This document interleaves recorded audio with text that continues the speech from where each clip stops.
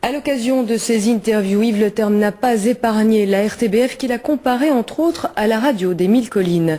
Cette radio qui durant le génocide rwandais avait incité à la haine raciale. Des accusations qui ont soulevé l'indignation au sein de nos murs. La Fédération des journalistes de la RTBF se dit stupéfaite et rappelle l'indépendance et l'objectivité de ces journalistes. Benjamin Adnet. Quid de l'avenir politique du pays? Nous aurions voulu interviewer à ce sujet Yves Le Terme ce matin. Suite à une interview accordée à la VRT, le sénateur CDNV a d'ailleurs laissé des instructions très claires pour que ces images ne nous soient pas données. Tout juste a-t-il répondu à une interview de la RTBF Radio. Est-ce que c'est pas quand même de l'ordre de l'insulte blessante pour les journalistes de la RTBF? Non, pas du tout. Je crois qu'ils doivent faire un examen de conscience et je vais leur donner le temps de faire cet examen de conscience. Yves Le Terme n'a pas l'air d'avoir apprécié le reportage du Question à la Une de ce mercredi. Il l'explique d'ailleurs dans une interview à des journaux flamands ce matin. Avez-vous vu le reportage de la RTBF? Non, mais on m'a dit qu'il y avait à y voir la RTBF faisant la propagande de Joël Milquet. Mais un pas est franchi lorsque l'ex-formateur compare la RTBF à la radio rwandaise qui a poussé les génocidaires à commettre les massacres des Hutus en 94.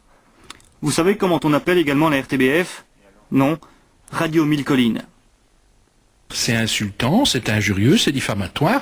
Et si le conseil d'administration de la RTBF décidait d'introduire une plainte au Centre pour l'égalité des chances et la lutte contre le racisme, ça me paraîtrait totalement justifié. Je pense que comparer la RTBF à Radio Mille Collines, une radio génocidaire, c'est inacceptable. Moi j'appelle et j'invite Yves Le Terme à pouvoir se rencontrer avec les responsables de la RTBF le plus vite possible, dans un esprit qui est un esprit franc, mais constructif et ouvert. Il n'y aura donc pas de boycott de la RTBF pour M. Yves Le Terme? Je parlais de l'indépendance et de la liberté des journalistes. Le mot boycott ne figure pas dans leur vocabulaire. 800 000 personnes ont été massacrées durant le génocide rwandais, encouragé par la radio des Mille Collines.